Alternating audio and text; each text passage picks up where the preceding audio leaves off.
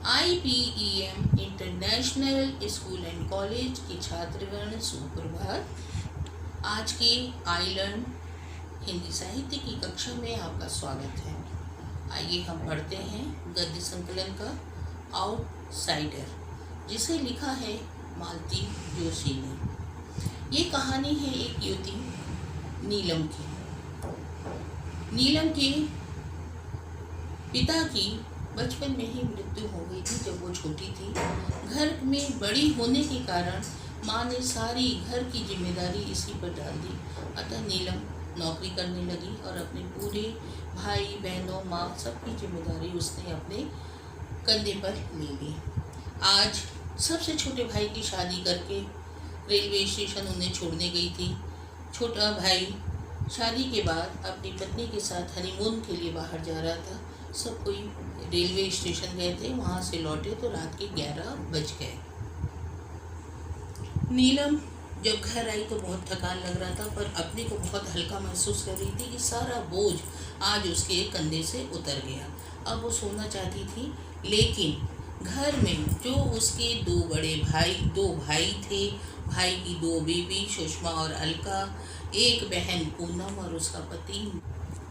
परिवार के सब लोग अब चाहते थे कि नीलम अपनी बहन के साथ बैठ करके बातें करें, जिनमें उसके 2 भाई की 2 बीवी, एक सुषमा और एक अलका, बहन पूनम और उसका पति नरेश।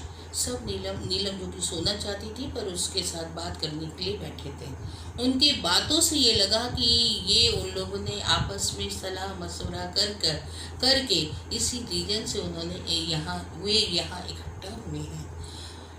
नीलम से पूनम ने कहा, दीदी सब चीज़ से तुम फारिग हो गई हो, अब तुम्हें शादी कर लेना चाहिए। नीलम बिगड़ गई, गुस्सा हो गई। तब पूनम के पति ने कहा कि दीदी बात वो सही कह रही है, हम लोग इसीलिए आए हैं। और कई प्रपोजल उन लोगों ने नीलम के सामने रखा। नीलम को ना बरेली वाला ना लखनऊ वाला कोई भी रिश्ता नहीं पसंद आया। किसी को एंटीक पीस कहा तो किसी को कुछ कहा। पूनम ने अकेले में एक बार नीलम को समझाया, दीदी तुम क्या समझती हो, क्या घर वाले तुमसे बहुत खुश हैं? नीलम उसकी बात को नहीं विश्वास मानती है।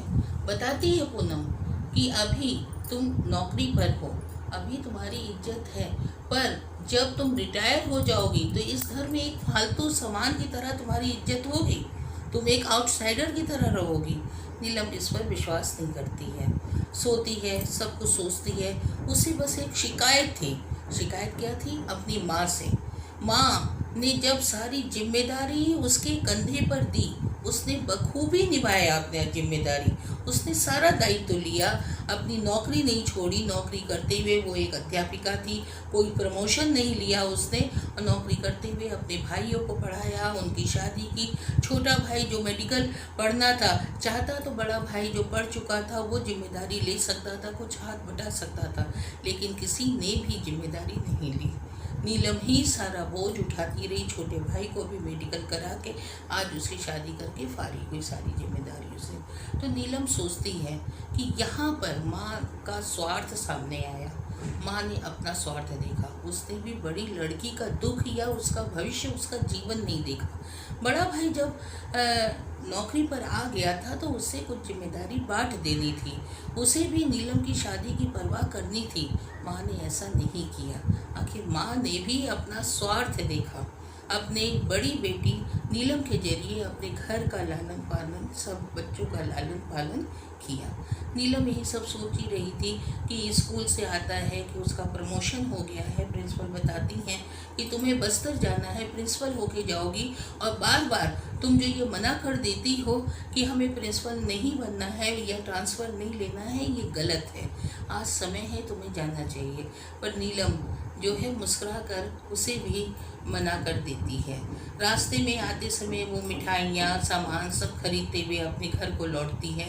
लौटते हुए अपने कमरे में नहीं जाती है, अपने भाई के कमरे की ओर जाती है कि उनको सब सामान दे। अचानक दरवाजे के बाहर वो ठिठक जाती है। देवरानी और जेठानी मतलब सुषमा और अलका आपस में बात कर रहे थे। जिनके साथ नीलम रहती थी वो कह रही थी, दीदी तुम तो फुर हो जाओगी, छोटा भाई भी अपनी पत्नी के साथ चला जाएगा, यहाँ बची मैं ही सारी ज़िंदगी उम्र कैद भोगूंगी। नीलम को ताज्जुब होता है, अपने कानों पर विश्वास नहीं होता।